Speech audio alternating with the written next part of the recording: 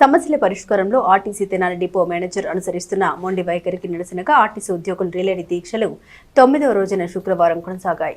Relay దీక్షలో Shri D Lakshmi Parvathidevi, G Srilakshmi, G భూలక్ష్మిలు 9వ రోజు రిలే దీక్షలో పాల్గొన్నారు. ఈ కార్యక్రమంలో జోనల్ నాయకులు P Yellamandaiah, I Rajesh Khanna, senior నాయకులు బి సాంబశివరావు, డిపో అధ్యక్ష కార్యదర్శులు V Shankarrao, N Sudhakarrao, K Ashok Babu, garage అధ్యక్ష కార్యదర్శులు దీపాల దేవ శ్రీనివాసరావు, వి జోషిబాబు, మైనేని వేణు, బొల్లిముంత వెంకటమోహన్, మహిళా నాయకులు వి అరుణ, దుర్గా లావణ్య, షేక్ హజీరాబీ, కండక్టర్లు, డ్రైవర్లు, గ్యారేజీ సిబ్బంది పెద్ద ఎత్తున పాల్గొని విజయవంతం చేశారు. మా ఉద్యోగులందరూ తెనాలి డిపో ఉద్యోగులందరూ ఏం చెప్తే మేము చేస్తామని కమిటీ డిప్యూటీ మేడం గారికి చెప్పడం జరిగింది. దానిలో భాగంగా సరే మీరు మాట్లాడుకోండి, మీ టైం తీసుకొని మాట్లాడుకొని ఏదైనా శాంతియుతంగా పరిష్కారం దిశలో మనందరం ప్రయత్నం చేద్దామని చెప్పడం జరిగింది. దానిలో లేచి రావడం జరిగింది.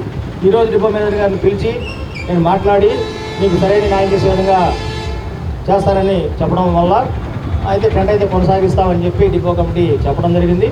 మేము కూడా మా డిపో కమిటీ ఎలా చేస్తే దానికి మేము కట్టుబడి ఉంటాం మేడం అని చెప్పడం జరిగింది.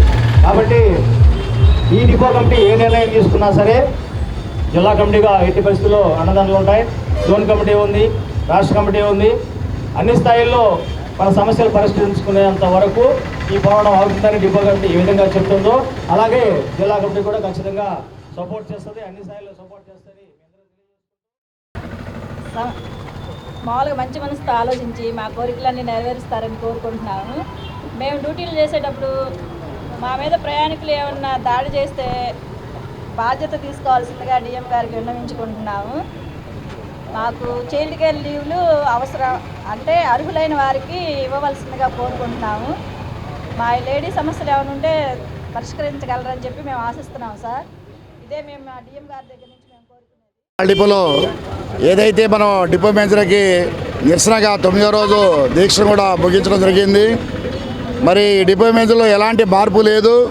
అయినా కూడా మేము ఈ 250 మంది కాకుండా డిపోలో ఉన్న 300 మంది ఉద్యోగస్తులు కూడా ఈ డిపో మేనేజర్ యొక్క నిరంకుశ వైఖరి మీదే పోరాటం కొనసాగిస్తున్నారు. ప్రతి ఒక్కరూ వచ్చి టెంట్ దగ్గర సంఘీభావం తెలియజేస్తూ అన్న మనకి సమస్యలే కాదు, ఈ డిఎంఏ మనకు సమస్య కాబట్టి డిపో మేనేజర్ ఈ మన డిపో నుంచి వెళ్ళేదాకా మీ పోరాటాన్ని కొనసాగించడని తెలియజేస్తున్నారు. కాబట్టి డిపోలో ఉన్న 300 మంది కార్మికుల కోరిక మేరకే మేము ఈ డిపో మేనేజర్ పోయేదాకా ఈ యొక్క కొనసాగింపు చర్యలుగా దశల వారీగా ఉద్యమాన్ని